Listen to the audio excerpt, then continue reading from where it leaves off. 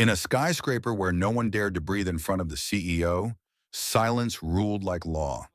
But then, a single dad janitor, still holding his mop, spoke one phrase in Japanese, and in that instant, the entire building froze. What followed shocked every single person in the room. Daniel wasn't born into wealth. He wasn't the type of man anyone noticed. Every morning before sunrise, he slipped into his worn janitor's uniform and walked the long road to the city's financial district. While the world prepared for coffee-fueled meetings and million-dollar deals, Daniel carried a mop, a bucket, and a heart full of worry. He was a single dad, father to a little girl named Emily.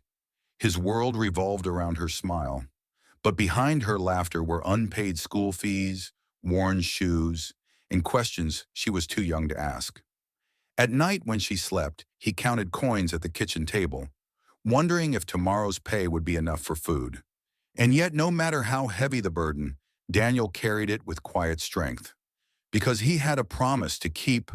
Emily will never feel unloved, even if we have nothing. High above Daniel's world of broken dreams sat a woman no one dared to approach. Eleanor Takahashi, CEO, billionaire, a woman of myth and mystery. She was known as the silent CEO. In boardrooms, she rarely spoke. In hallways, she walked like a shadow of power. Her employees whispered her name like a spell, never meeting her eyes, never speaking unless spoken to. But silence has a price, and behind Eleanor's power was a loneliness deeper than wealth could heal. She hadn't spoken her native Japanese in years, not since she left her family behind to build her empire in America. Her silence was her armor, and that armor had made her untouchable, until the night Daniel crossed her path. It was late. The skyscraper's lobby shimmered under golden chandeliers. Managers and assistants lined up nervously, awaiting Eleanor's arrival.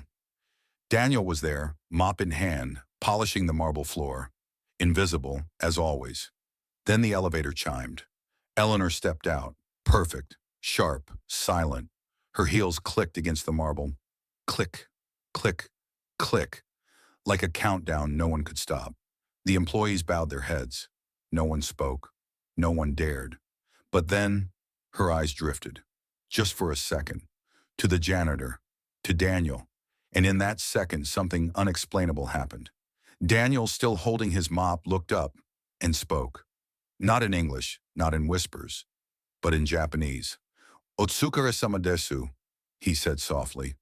Words simple yet profound. Words that meant, thank you for your hard work. The room froze. The managers gasped, and Eleanor's eyes, cold for years, widened. Her lips parted. For the first time in a decade, she replied, in Japanese, "Anata, Nihongo ga hanaseru no?" You speak Japanese? Whispers rippled through the room. Employees stared in disbelief. The janitor, this man no one noticed, had spoken to the CEO in her native tongue, and she had answered. Daniel's voice trembled. "Yes, my wife. She was Japanese. She taught me." A silence heavier than gold filled the lobby, because in that moment, Eleanor wasn't a billionaire. She wasn't a CEO. She was simply human. Her eyes glistened. The mask of silence cracked. She whispered, "No one has spoken to me like that in years." Daniel bowed his head slightly, the way his wife once taught him. Respect should be given to everyone, no matter their place. The words hit harder than any boardroom deal, because Eleanor realized this janitor saw her not as power, not as money, but as a person. The lobby buzzed with disbelief. Managers exchanged glances. Some shook their heads, others whispered in awe. How could a janitor break the silence that bound their entire company? How could the most feared woman in the city respond? With softness. Daniel picked up his mop again, ready to fade back into invisibility. But Eleanor's voice stopped him. "What is your name?" she asked. In English this time, her tone carrying a gentleness no one had heard before. He hesitated. "Daniel." Her gaze lingered on him. Then, almost as if speaking to herself, she whispered, "You remind me of someone I once lost." That night changed everything. For days, Eleanor sought him out, not as an employee, not as a janitor, but as a reminder of a past she had buried, of a home, a language, a family she had left behind. And for Daniel, every conversation revealed something deeper. His late wife's family name was the same as Eleanor's. The silent CEO was not just a stranger. She was his daughter's blood, Emily's aunt. The revelation stunned them both. Daniel had saved her from silence, and in return, Eleanor had found not just a language she thought she lost, but a family she never knew she had.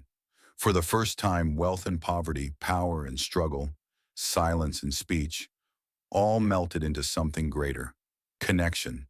And the janitor, the single dad who mopped floors, walked out of that building not invisible, but seen, because sometimes a single word can change everything.